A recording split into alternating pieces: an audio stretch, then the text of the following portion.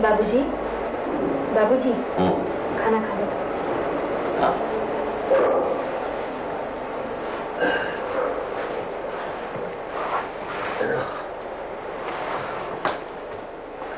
जी, आज तो एक अनहोनी बात हो गई। क्या हो गया? अरे वो चुनार के मदन बाबू है ना, उन्होंने अपने लड़के की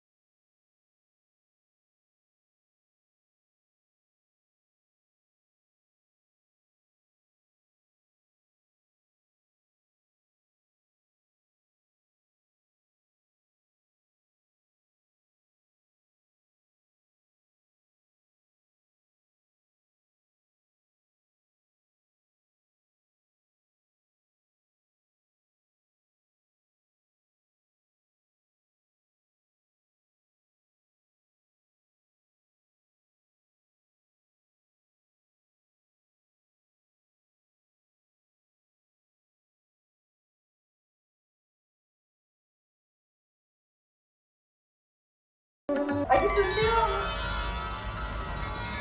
ये खत तो पढ़ो। हाँ?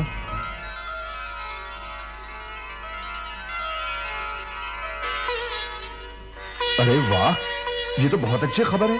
सदन कहाँ है? ऊपर वाले कमरे में। चलो उसे ये खुशखबरी वहीं जाकर सुनाते हैं।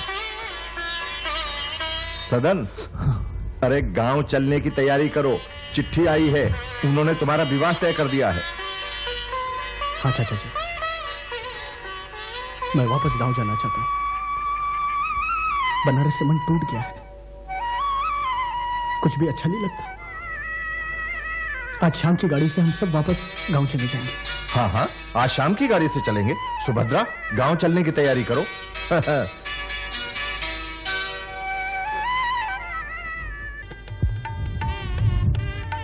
ओम गणानंता गणपति गंगवामहे प्रियानंता प्रियपति गंगवामहे निधीनंता निधपति गंगवामहे। अब विवाह का संपन्न हुआ, माता पिता की आशीर्वाद दीजिए।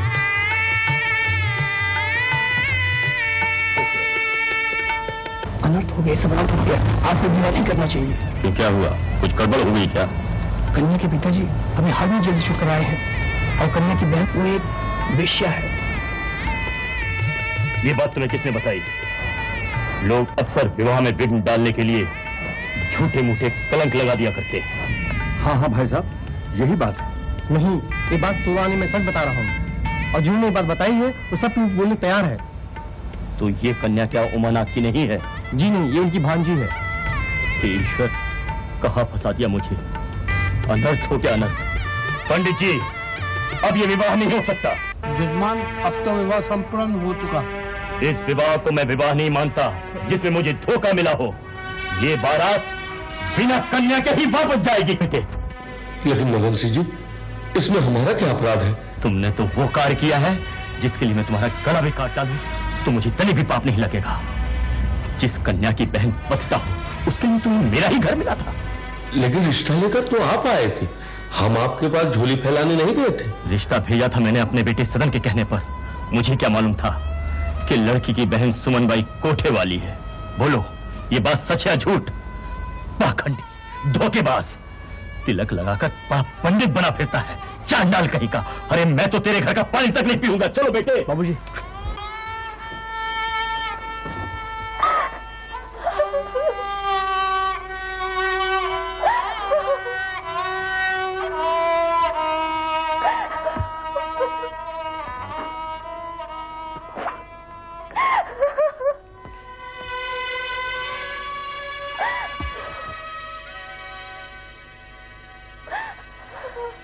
बेटे चुप हो जा, चुप हो जा। ये सब मेरे ही कुकर्मों का फल। अगर मैं वक्त पर सावधान हो गया होता तो आज तुम लोगों की ये दुर्दशा न होती।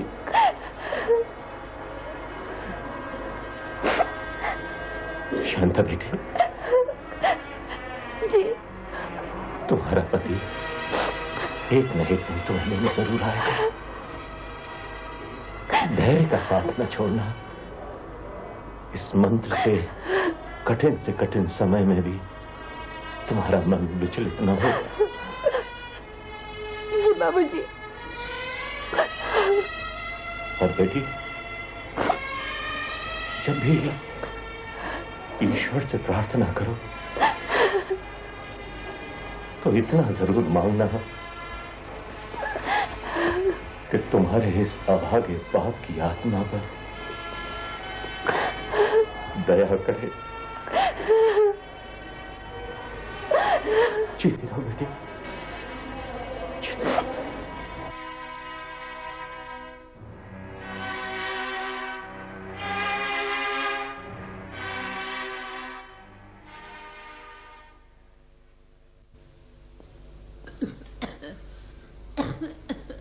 माँ जी, दवा लीजिए। कहाँ से आई हो? जी हम बनारस के ही हैं। कहाँ रहती थी पहले? सुमन, जरा मेरे साथ आओ। क्या बात है? तुम मेरे साथ आओ तो सही, आओ।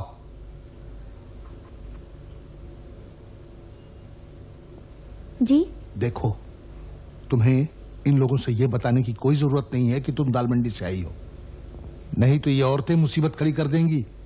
तुम्हें यहां रहकर इन लोगों का मन जीतना है, बस। जी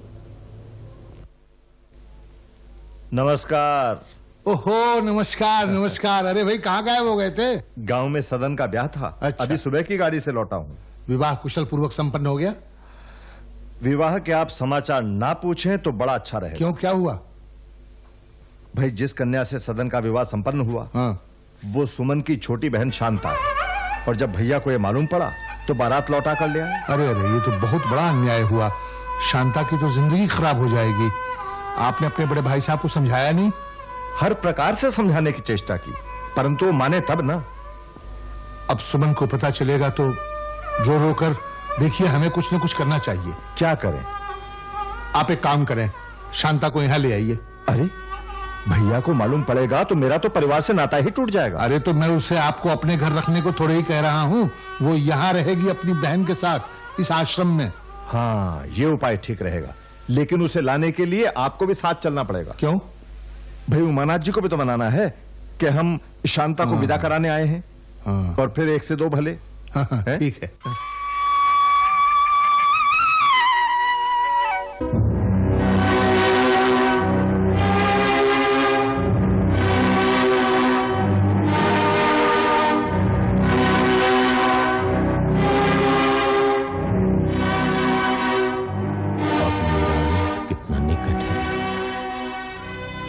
एक पल में न जाने ये प्राण कहां से कहां चले जाएंगे। आज से संसार के सारे मोह माया नाते टूट जाएंगे। जीवन और मरण का यह अंतर कितना साफ साफ दिख रहा है। हे प्रभु, मैं तुम्हारी शरण में आ रहा हूं, मुझे संभाल लेना। हरि ओम, हरि ओम, हरि ओम, हरि ओम।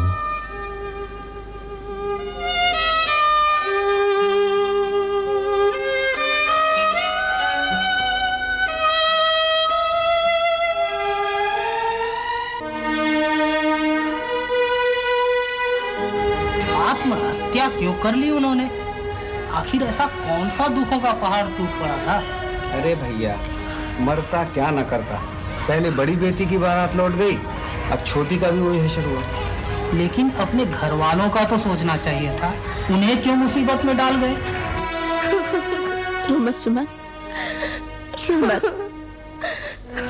रोने से जी तो हल्का हो जाएगा, लेकिन किसी कठिनाई, किसी समस्या का हल नहीं होगा। मत रो। मैं क्या करूं भोली बाई, मेरे तो कुछ समझ में नहीं आता। क्या सोचा था और क्या हो गया। मेरी बहन की डोली तो नहीं उठ सकी, लेकिन बाबूजी की अर्थी उठ गई। अब मेरी बहन का क्या होगा, कौन देखेगा उसे। तू इतनी उदास ना हो सुमन, बदनसीब वकील बहुत ऊंचे ख्यालात के आदमी, सदन उनका भतीजा है। तू उनसे जाकर बात कर, वो कोई ना कोई हल जरूर निकालेंगे। अरे ये तो भोली बाई है, तो फिर उसके साथ वाली भी वही होगी। चलो बेटा, वो लोग तुम्हारा इंतजार कर रहे हैं। मामा जी, मामा जी, आपने तो मुझे अपनी बेटी से भी ज्यादा स्नेह दिया है। हाँ बेटे, मैं आपका एहसान जिंदगी भर नहीं भूलूंगी। और मामी जी, मैं आपका भी प्यार नहीं भूलूंगी। हाँ बेटे, आऊंगा। चल, रास्ते में ही इसे सब समझा देंगे। आओ बेटी। वकील साहब, आप चिंता ना करें, शांता मेरी बेटी जैसी है। चलें? आओ बेटी, आइए। चलें। जाओ बेटी।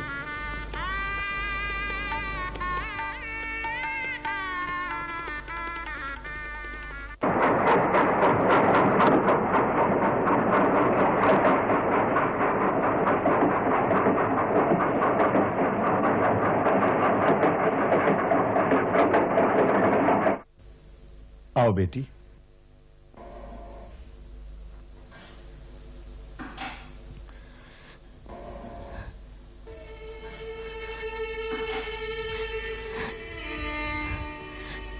दीदी, मैं शांता, तुम्हारी छोटी बहन।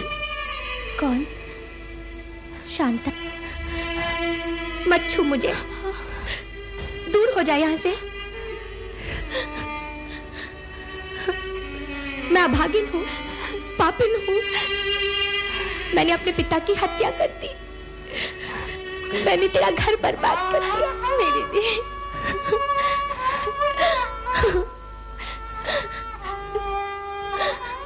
चली जा यहाँ से। वासनाओं ने और लालसाओं ने मुझे नरक में ढकेल दिया। चली जा मेरी बहना, और वापस इधर मत आना। चली जा, जा जा। दीदी, दीदी, दीदी।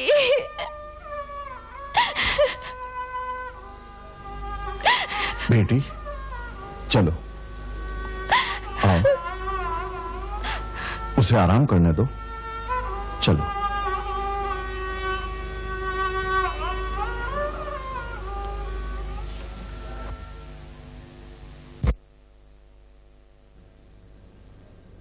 शांता को कहाँ रखा है? आश्रम में। कब तक रहेगी वहां? जब तक उसके भाग्य में लिखा है। सदन बेटे। जी चाचा जी।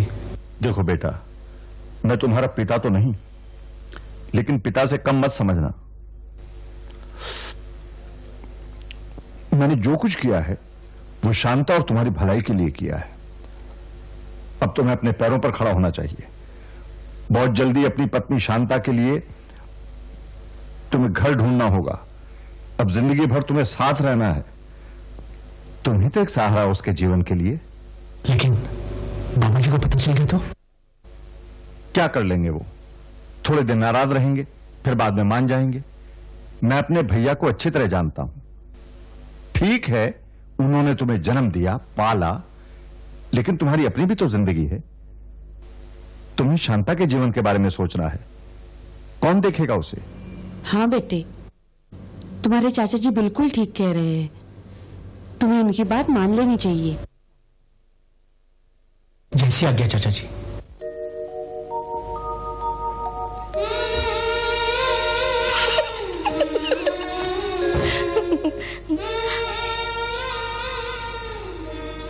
यहीं ठहरो शांता, बैठो। कैसे हो सदन? ठीक हूं, लेकिन तुम्हारी तबीयत अब कैसी है? अब ठीक हूं। खड़े ही रहोगे क्या? बैठोगे नहीं? देखो, अब मुझे तुमसे बहुत सी बातें करनी है। अब मैं तुम्हारी बड़ी साली हूं ना। अगर मुंह से कोई कड़वी बात निकल जाए तो मुझे माफ कर देना। हाँ, अब तुमसे तो कोई बात छिपी नहीं। जो पाप मैंने किया है उसका दंड तो मुझे मिलना चाहिए। लेकिन शांता का क्या कसूर है जो तुम लोगों ने उसे त्याग दिया? हाँ, तुम जैसा चाहोगी वैसा ही होगा। वचन दो। हाँ, मैं शांता को लेने आया हूं। सच? देख शांता, तेरा पति तुझे लेने आया है। अब तू उसी के साथ रहेगी। हाँ सदन, एक बार शांता का हाथ पकड़कर कह दो कि ये तुम्हारी पत्नी है। कहो ना।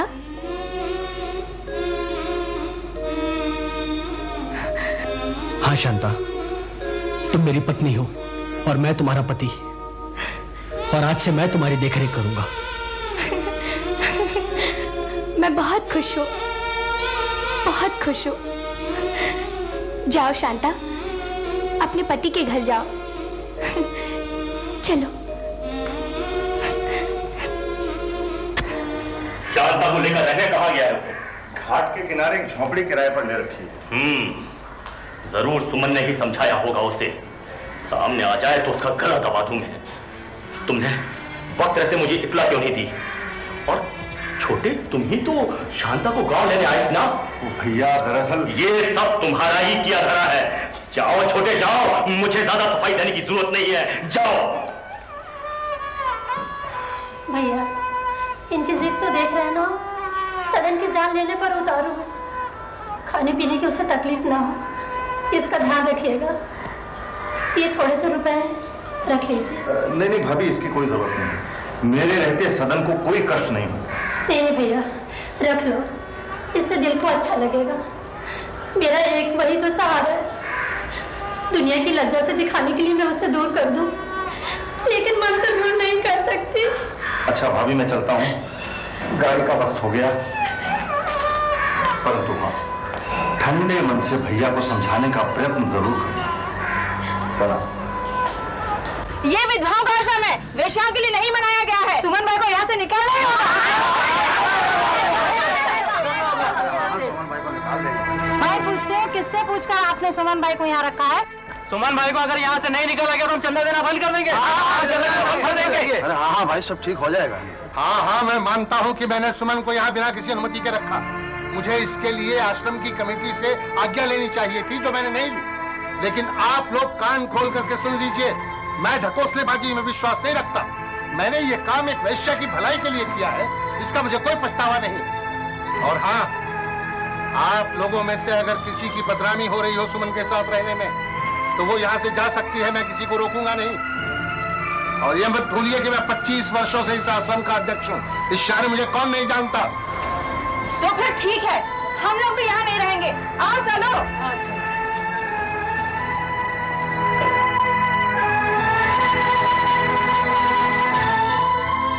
तुम तो अकेली हो, कहीं भी रह सकती हो। तुम्हारे लिए हमें आश्रम छोड़कर जाना पड़ रहा है। नहीं नहीं, आप सब यहीं रहे। मैं शाम होने से पहले ये आश्रम छोड़कर चली जाऊंगी। धन्यवाद। पंडित जी, सुमन भाई आश्रम छोड़कर कहीं चली गई। कहाँ चली गई? किसने कहा तुमसे? पंडित जी, मैंने खुद अपनी आंखों से उसको जाते हुए देखा है।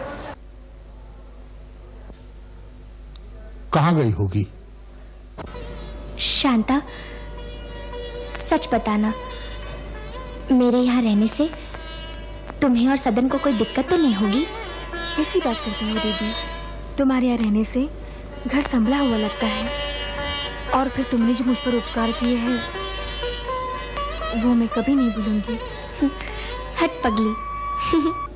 बहनों, आज से हम हमारी जिंदगी का एक नया दौर शुरू करने जा रहे हैं। भगवान हमें अपने इरादों में बंद कर दे और नेक रास्तों पर ले जाए। हमने बहुत दिनों तक अपनी आत्मा और ईमान का खून किया है। मैं भगवान से प्रार्थना करती हूँ कि वो हमारे दिलों को अपनी रोशनी से रोशन करें। आमीन आमीन। आपने हम सब बहनों को नेक रास्ता बताया, धर्म का मार्ग बताया। परमात्मा आपको सदा सुखी रखे। तुम लोगों ने अपना अपना सामान बांध दिया है ना? हाँ, लेकिन हम सब जाएंगे कहाँ? सरकार ने अलईपुर में तुम लोगों के रहने का अच्छा इंतजाम किया है। वहाँ हर चीज की सुविधा है, औषधालय है, पाठशाला है, और कुछ ही दिनों में तो वहाँ मंदिर मस्जिद भी बन जाएगा। तुम सब बहनें मिलकर आराम से वहाँ रहना। और देखो, वहाँ हलाल हराम का ख्याल छोड़ देना। गाना बजाना के हुनर से कुछ हासिल करना सीखो। अब हम चले? हाँ, चलिए।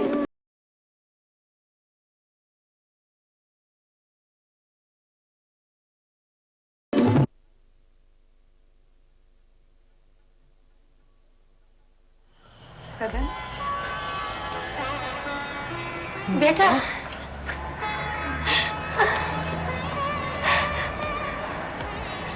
कैसा है तू? मैं ठीक हूँ माँ। बाबूजी कहाँ हैं?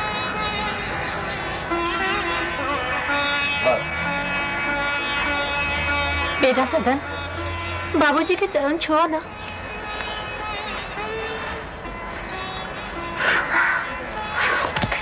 बेटा, बेटा तू कैसा है बेटे?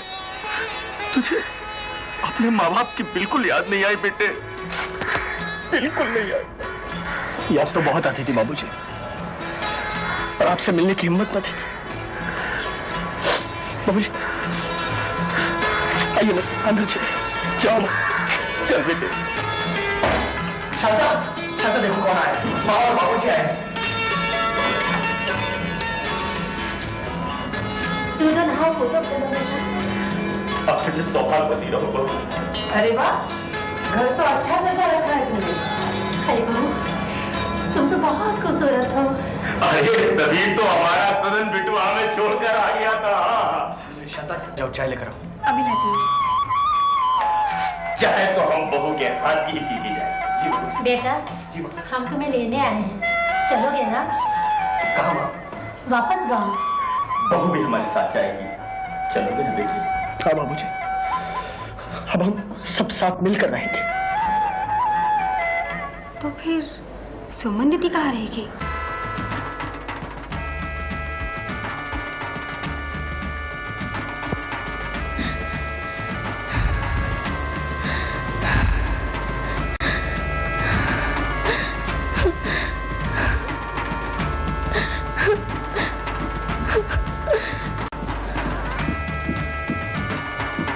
कौन हो तुम?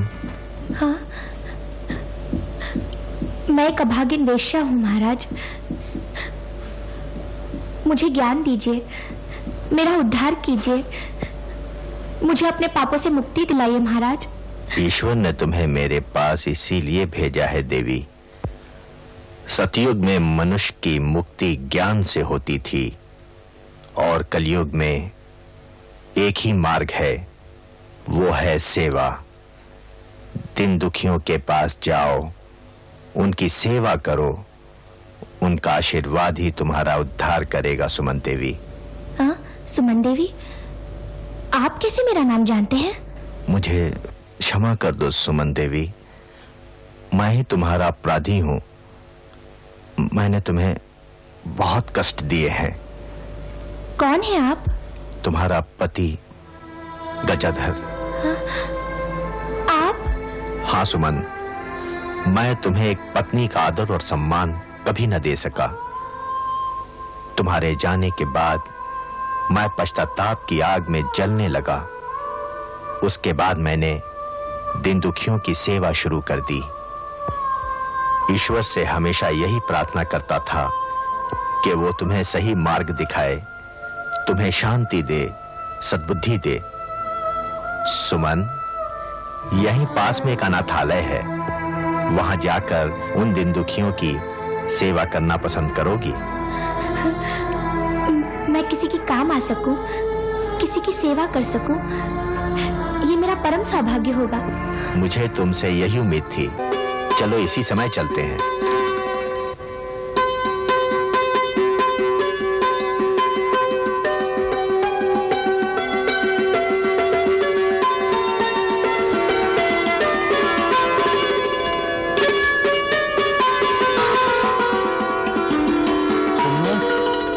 किससे मिलना है आपको?